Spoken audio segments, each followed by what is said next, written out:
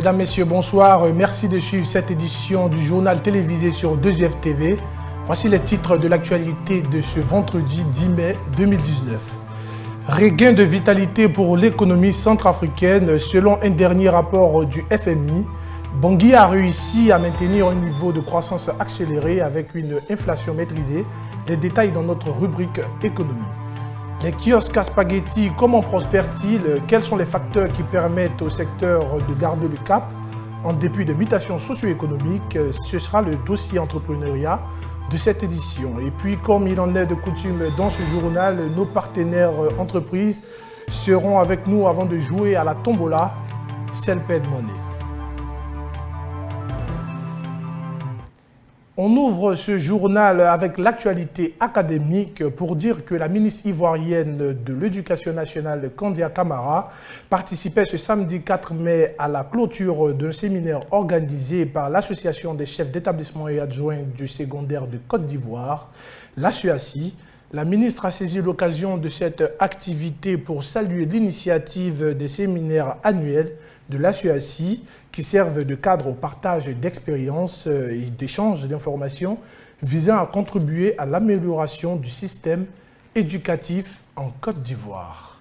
Le Ghana va investir un total de $1 milliard dans la réalisation de projets ferroviaires. Le financement de ces vastes chantiers se fera grâce à un nouvel accord de prêt conclu avec la Chine. Ces infrastructures, comme le souligne le ministre ghanéen des Transports, devront permettre de renforcer le réseau ferroviaire d'est en ouest, de sorte à faciliter l'intégration économique entre les régions du pays. Toujours au Ghana, ces chiffres du géant pétrolier britannique Tullow. Depuis 2010, la firme a attribué des contrats d'une valeur globale de $10 milliards dans la mise à exécution des projets d'exploitation. Ce niveau de partenariat devrait augmenter, c'est en tout cas ce qu'espèrent les dirigeants de Tullow, qui misent sur les nombreuses opportunités qu'offre le secteur et les projets en vue de Tullow. L'économie centrafricaine présente de belles perspectives en termes de croissance soutenue par une inflation maîtrisée. C'est ce que l'on peut retenir du rapport d'une mission du Fonds monétaire international qui a séjourné dans le pays du 24 avril au 3 mai, dans le cadre de la 6e et dernière revue du programme de réforme économique de la République centrafricaine soutenue par la Facilité élargie de crédit FEC. La République centrafricaine sort d'une longue période de crise socio-politique qui avait annihilé les perspectives de croissance dans ce pays, classé parmi les plus pauvres au monde. L'opérateur tunisien spécialiste de solutions en intelligence artificielle, Instadip, bénéficie d'un fonds estimé à $7 millions de la part de la société de capital investissement Afrique Invest. Cet appui financier permettra donc à Instadip d'étendre son réseau de services sur le continent africain. Avec cette nouvelle phase d'investissement, Instadip espère placer l'intelligence artificielle au cœur de la stratégie des entreprises. L'Afrique regorge d'un potentiel important en matière d'économie bleue. Et pour amener les États africains à investir davantage dans ce secteur, un forum sera organisé du 25 au 26 juin prochain à Tunis. Le Forum africain de l'économie bleue va donc réunir durant 3 jours des experts en développement durable, des entreprises et autres acteurs de développement. Plusieurs pays ont déjà confirmé leur participation à cet événement dont l'objectif est de stimuler une véritable prise de conscience sur les potentialités de ce modèle économique sur le plan régional. Autre événement à retenir, la 4e conférence de l'Observatoire de la e-santé dans les pays du Sud, prévue pour se tenir le 1er juillet prochain à Lavaur en France. Plusieurs partenaires stratégiques seront associés à l'événement, dont l'Agence universitaire de la francophonie qui viendra apporter son appui à cette initiative dont le but est d'explorer les voies d'accès aux soins de qualité par les populations défavorisées grâce à une exploitation judicieuse des nouvelles technologies. La transformation des matières premières en Afrique, Le débat fait polémique, surtout ces dernières années où l'insuffisance des finances publiques ralentit le potentiel de croissance du continent. Quelle utilité ou quel impact de la transformation des matières premières en Afrique? C'était la question posée aux populations à Abidjan aujourd'hui dans le cadre du micro-trottoir. De la production des matières premières, c'est de promouvoir l'agriculture en premier plan et au second plan, de donner encore de l'emploi aux jeunes et puis assurer, je peux dire, les vivres, assurer au niveau alimentaire, au niveau international, le premier plan du pays. Les matières premières servent à la population de bien consommer. La transformation des matières premières, c'est quelque chose qui s'impose à nous. Parce que c'est la valeur première, c'est la valeur ajoutée à nos matières premières. La matière première permet à notre pays d'être plus enrichissant et être plus populaire. La matière première sert à faire beaucoup de choses. À part la matière première, on peut réaliser plusieurs produits. De la production, de la transformation des matières premières, pour moi, cette utilité, elle est due, elle est importante parce que la population a besoin de quoi à se nourrir. Et puis, comme on appelle aussi, ça participe aussi à la prolifération de plusieurs industries. Bon, l'utilité de la transformation des matières premières, tout d'abord, on parle de facteurs de développement. Parce que la transformation des matières premières qui donne un autre corps, permet de transformer ces produits, de les développer et de les vendre sur le marché, ce qui crée les richesses à un pays. Donc, pour moi, la transformation des matières premières est une chose aujourd'hui que tout un chacun doit s'y mettre. Parce que l'Afrique est engorgée de matières premières, mais s'il n'y a pas de transformation, il n'y a que la pauvreté, c'est néant. Donc la transformation des matières premières, c'est la création de richesses et la stabilité, surtout en Afrique. Je vous invite à présent à suivre avec nous cet élément traité par la rédaction sur ce sujet. Voici les docs.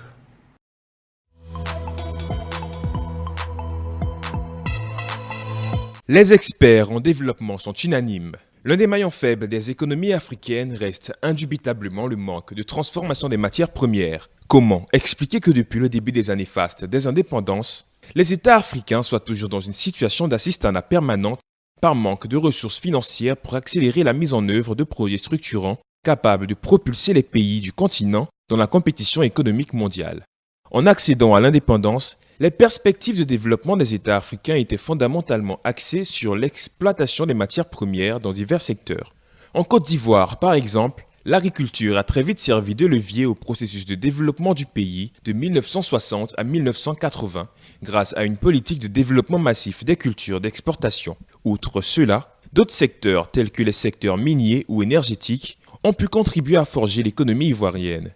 Mais il aura fallu se heurter à la crise des matières premières de la fin des années 1970, amplifiée par le choc pétrolier, pour réaliser la vulnérabilité des économies basées sur l'exportation des ressources naturelles. Par manque de consensus entre pays acheteurs et producteurs, la chute drastique des prix a vite fait de plonger la Côte d'Ivoire, à l'instar d'autres États, dans une crise économique sans précédent, marquée par la montée des tensions sociales et la baisse générale du niveau du portefeuille de l'État et du pouvoir d'achat. Après 5 décennies de dépendance et de fébrilité, les États africains ainsi que les institutions des internationaux convergent de plus en plus vers une intensification de la transformation locale des matières premières pour non seulement réduire l'impact de la faiblesse des prix à l'exportation, mais aussi pour stimuler les créations d'emplois et accroître la croissance économique.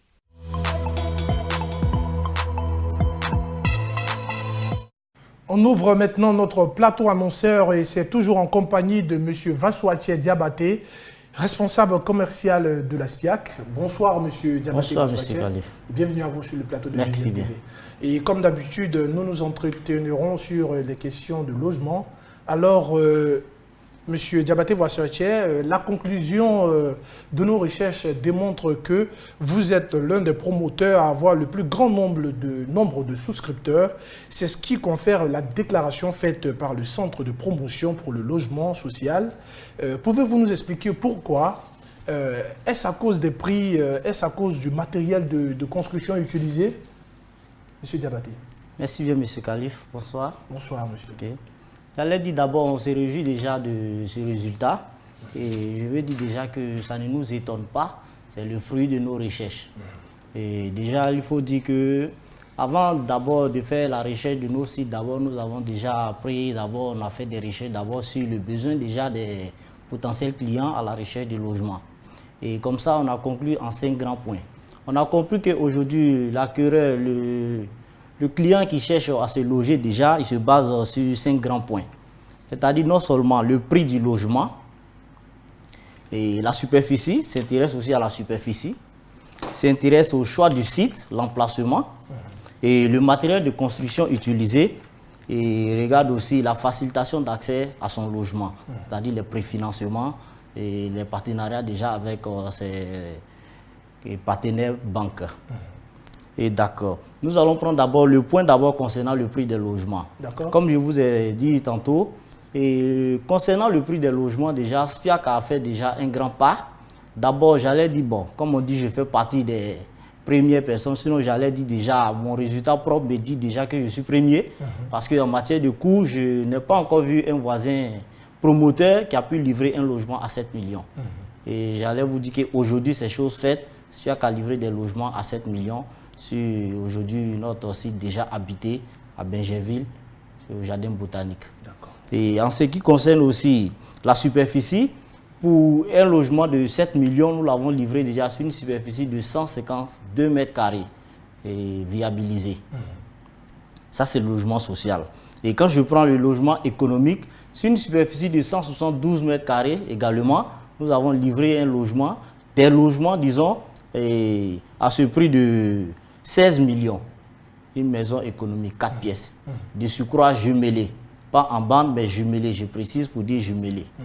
Et quand je prends le cas des logements, des villas basses, sur des superficies convenues avec le client, sinon la base même du contrat chez nous est sur 200 mètres carrés. Mais avec des superficies convenues avec le client, nous avons également réussi à livrer des logements de 25 millions en villa individuelle. Et le second point, c'est le choix du site. SPIAC, nous nous sommes donné les moyens, c'est-à-dire de nous trouver des sites en bordure de voie. Et qui c'est déjà un site qui est en bordure de voie, on parle déjà de l'électrification, de l'eau potable et j'allais dire encore le bitumage. Voilà. Et quand je prends encore le point 4, nous construisons effectivement avec des matériaux de construction classiques. C'est-à-dire on va même au-delà de ce que tout le monde connaît, qui est l'agglo-ciment. Nous avons un produit rare qui est appelé le BTC, les briques de terre compressées. Et effectivement, ces briques de terre compressées en Côte d'Ivoire, ici, nous sommes parmi les rares promoteurs qui ont ces machines. Et je ne sais pas si je peux vous faire voir, ce sont des machines MI24. Aujourd'hui, que la SPIAC dispose, nous disposons de 2 machines MI24 et pour la construction des matériaux de construction de BTC. Également, nous allons dire que nous avons apporté aujourd'hui la machine, d'accord, c'est les MI24. Voilà. Que nous avons fait venir, que nous utilisons aujourd'hui pour la construction de ces matériaux de construction. Le BTC, c'est des briques de terre compressées. C'est des briques qui s'emboîtent et on va jusqu'en R+, c'est-à-dire en immeuble, en appartement, R+1, +2, avec ces agglos. Et nous avons aussi apporté, et comment nous avons supporté, j'allais dire, les caprices aujourd'hui de plusieurs banques sur la place. Mais en voulant satisfaire les clients qui ont cru en nous, nous étions obligés d'aller au rythme de ces banques. Mais aujourd'hui, pour encore satisfaire nos clients, vous ne serez pas étonnés de voir encore que nous serons après même, à la tête même de la liste de tous ceux qui ont plus de souscripteurs. Et parce que nous avons aujourd'hui mis en place un autre partenariat qui vise à satisfaire tous nos clients. C'est le partenariat du cadre de SLP Finance SA. D'accord, M. Diabaté Vassouaché. Et donc, pour des clients éventuels qui pourraient s'intéresser à vos offres, avez-vous des contacts à donner? Bien sûr. Nous sommes d'abord, le siège se trouve à Cocody Danga, non loin j'allais dire en face de Nestlé Côte d'Ivoire, la base de Nestlé Côte d'Ivoire. Et pour nous joindre, nous sommes au 22 42 36 41 Au 49 75 2 fois 79, 84 20 33 20.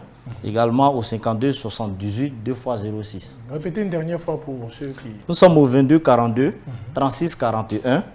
Au 49 75 2 fois 79, 84 20 32 20 et 52 78 2 fois 06. D'accord, merci beaucoup M. Diabaté Je vous en prie. Et donc, merci beaucoup. Et donc, nous partons en direction du Niger où nous attend M. Seydou Bakayoko, qui est le directeur délégué de HTEC Niamey. Bonsoir, monsieur Seydou Bakayoko. Bonsoir, très heureux de vous retrouver. Merci beaucoup, c'est un plaisir à partager. Et donc, monsieur Seydou Bakayoko, nous voudrions vous poser une question ce soir, c'est de savoir quelle est la base juridique de votre représentation au Niger? Ben, à ce sujet, il faut savoir que nous, c'est en pleine légalité et en tout respect de la réglementation en vigueur au Niger que nous sommes venus nous implanter ici au Niger.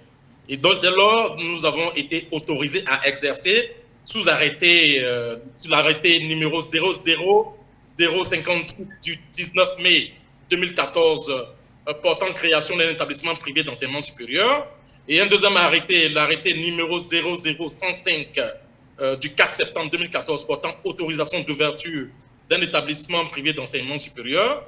Et donc, comme je disais tantôt, c'est en pleine légalité que nous sommes installés au Niger. Et c'est pour cela, c'est pour ça même d'ailleurs que nous sommes très reconnaissants à l'endroit du ministère de tutelle et de la DESPRI, c'est-à-dire la direction de l'enseignement supérieur privé, particulièrement qui a permis notre installation au Niger et qui continue de nous conseiller dans le cadre de nos activités et de notre intégration aussi dans l'écosystème de l'enseignement supérieur au Niger. Et nous allons aussi remercier pratiquement tous nos collègues et confrères fondateurs qui n'ont pas hésité à nous intégrer dans l'ANSEP, qui est, n'est-ce pas, la structure de tous les fondateurs et responsables des grandes écoles ici, et qui nous font bénéficier véritablement de leur expérience. D'accord. C'est pour cela. D'accord. Et donc, monsieur... Oui, oui. Et donc, monsieur Seydou Bakayoko, c'est de peur d'être pris par des aléas du direct que nous allons aborder la deuxième question. Oui. Et donc, il existe beaucoup de grandes écoles au Niger. Et donc, quelle est la plus-value de HTEC Niamey dans la formation des futurs cadres nigériens? Absolument. Parlant de plus-value, nous dirons que HTEC Niger, en lui-même, est une plus-value du fait de sa notoriété, du fait de son expérience, du fait de son vécu, et du fait de son implantation sous-régionale. Mais nous voulons dire de façon plus concrète que, en termes de plus-value, nous apportons notre expérience de plus de 20 ans. Notre expérience dans le cadre de nos relations avec les entreprises, dans le sens de l'adéquation formation-emploi. En outre, nous apportons notre expérience dans le cadre des relations qu'un institut de formation peut avoir avec les institutions supranationales, comme le CAMES, l'AUA, la CFD, qui sont pratiquement des universités et grandes écoles qui ont une grande importance, n'est-ce pas, dans ce monde où l'anglais est d'une importance très, très mise. Le dernier élément, n'est-ce pas, de la plus-value est l'expertise entrepreneuriale que nous donnons à nos diplômés pour s'auto-employer à travers notre futur centre incubateur que nous mettrons en place très bientôt ici à Niamey avec l'expertise d'Abidjan. Et donc, merci beaucoup, M. Seydou Bakayoko. Et donc, pour ce parent soucieux de l'avenir de son enfant et qui voudrait bien inscrire son enfant à HTEC Niamey, avez-vous des contacts par lesquels il pourrait vous contacter? Absolument, absolument. Comme nous disons toujours, nous sommes très, très visibles sur la place de Niamey, sur la place du Niger. Et nous dirons donc à ces parents très intéressés par inscrire ses enfants, n'est-ce pas, dans l'école HTEC,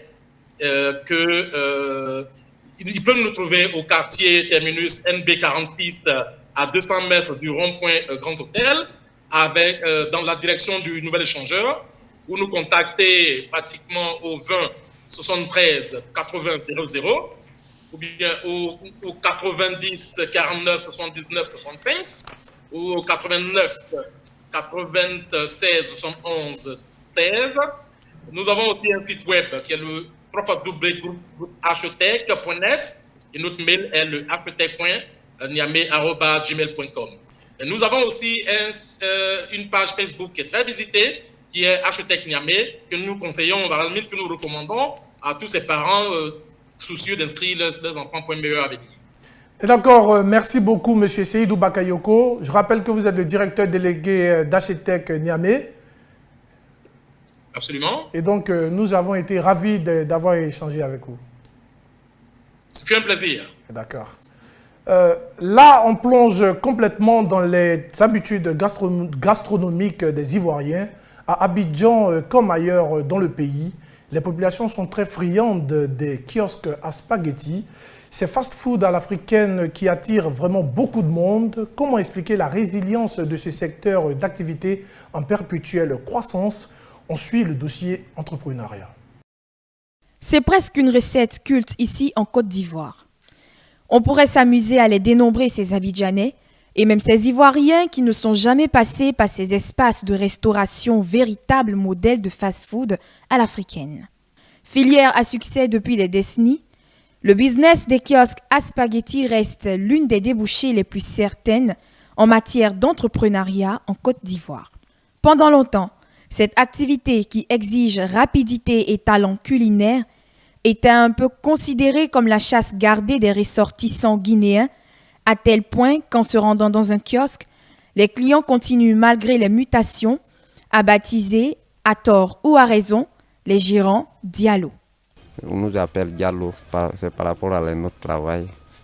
C'est à cause de notre travail qu'on nous appelle Diallo. Oui, comme on fait les kiosques, on est venu, tous les Diallo, on les appelle Diallo. À cause de ça, on nous appelle Diallo aussi. Seulement, depuis près de 20 ans, les nationaux semblent avoir compris la rentabilité de ce business et on en voit de plus en plus qui s'y lancent. J'ai décidé de rentrer dans l'affaire des kiosques puisque généralement c'est les étrangers qui font ça. On a essayé, par la grâce de Dieu, on a vu qu'il y a une opportunité là-dedans. Alors d'aller travailler pour les gens, il vaut mieux de faire une affaire comme ça. C'est très bien. Si tous les Ivoiriens pouvaient rentrer dedans, c'était bon. Souvent, tu as les 4 millions en affaires, tu as les 5 millions, tu as des trucs comme ça, mais ça rentre c'est liquide dans ta main. Parce que souvent, quand tu as ces montants, souvent tu payes tes petites dettes, tes petits problèmes, tu les gères. Et puis bon, là, tu chauffes un peu, tu déduis que mieux vaut une rentabilité. C'est un petit montant qui est régulier et sûr, qui est un gros montant incertain. Voilà, par exemple, en affaires, souvent, tu fais 1 mois, 2 mois, 3 mois, tu ne gagnes pas 5 francs. Mais pendant ça, tu as des charges. Mais mieux vaut, même si c'est 5 000 tu gagnes par jour, tu t'organises selon ça. Oui, les kiosques à spaghettis, en dépit de l'évolution constante dans la gastronomie de proximité, demeurent, pour de nombreuses personnes vivant en Côte d'Ivoire, une recette de choix, surtout quand on veut se nourrir à coût modéré et surtout sans perdre de temps. Le spaghetti au kiosque, au fait, c'est parce que c'est rapide. Souvent, tu es assis comme ça, bon, tu as une petite faim, tu n'as pas eu le temps de rentrer à la maison pour manger à midi. Donc, tu as 500 sur toi, tu viens rapidement, un kiosque, fais spaghetti, tu manges, tu es rassasié, tu rentres à la maison. Ah, ça ne me dérange pas. Hein. Si tu veux manger spaghetti, que tu as ton argent, tu viens, tu manges. La vie, il y a toujours des coûts pour tout. Hein. Donc, ce qui est sûr, c'est 400, c'est pas cher. En Côte d'Ivoire ici, nous tous on a 400. Donc, c'est rien. Pour 400 francs CFA aujourd'hui, contre 300 ou 350 francs CFA dans un passé assez récent, le demi-plat de spaghettis paraît toujours abordable pour la plupart des bourses.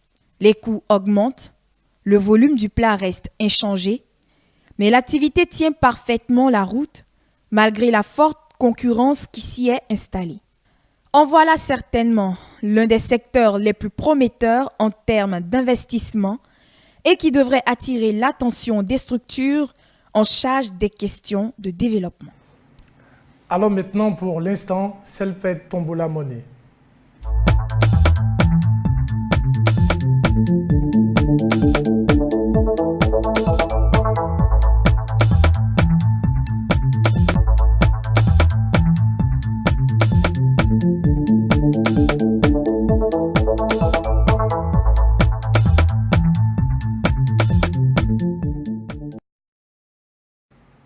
donc, nous sommes bien à l'instant Tombola Selped Money, en compagnie de notre agent. Bonsoir, monsieur. Bonsoir, monsieur Kanye. Et comment vous allez? Oui, je vais très bien. Et quelle est l'actualité du moment? Comme chaque soir, nous sommes encore sur ce plateau pour apporter la joie dans les cœurs.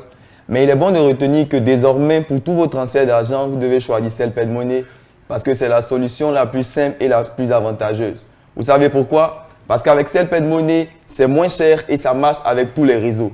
Et en plus, il y a plusieurs avantages pour toutes les personnes qui rechargent leur compte tous les jours via des cartes de recharge et encore par des recharges. Ce soir, nous allons rappeler les différentes étapes pour pouvoir bénéficier de nos avantages. La première étape qu'il est bon de souligner, c'est qu'il faut télécharger l'appli Selped Money via Play Store ou App Store. La deuxième étape, il vous faudra vous recharger soit chez un agent agréé Selped Money ou dans une agence Selped Finance SA. Selon votre besoin, nous avons des cartes que nous montrons là à la caméra, des cartes prépayées de 5 000 francs, des cartes de 10 000 francs, des cartes de 25 000 francs, des cartes de 50 000 francs et des cartes de 100 000 francs. Ces cartes vont vous permettre de pouvoir créer et créditer votre compte.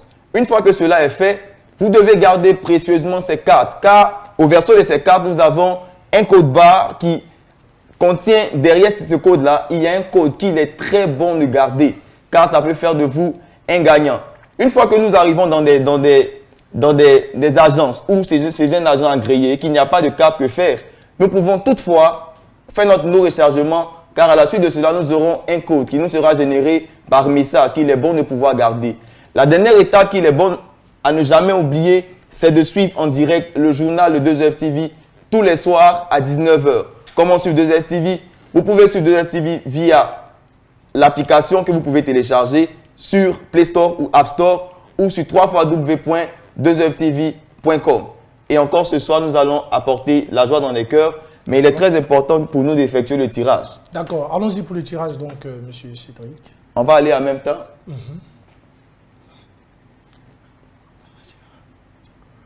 Alors, qui sera l'heureux gagnant de ce soir? Permettez-nous de confirmer, s'il vous plaît. D'accord, allez-y, monsieur Cédric.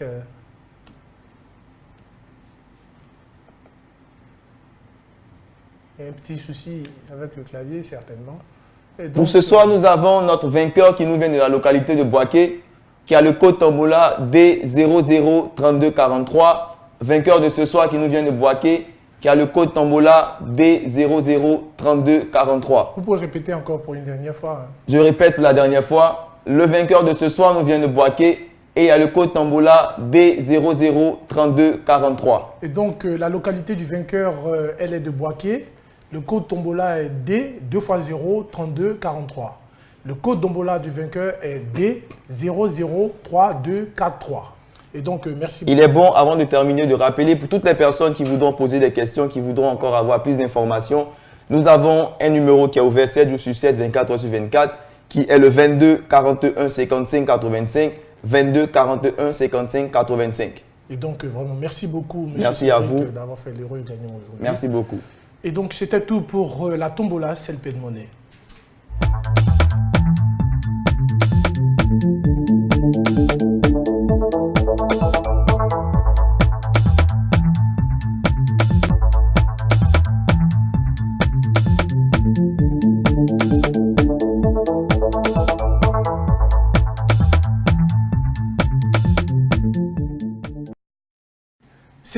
C'était tout pour ce bulletin d'information. Rendez-vous demain pour un autre bulletin du journal télévisé sur 2UFTV.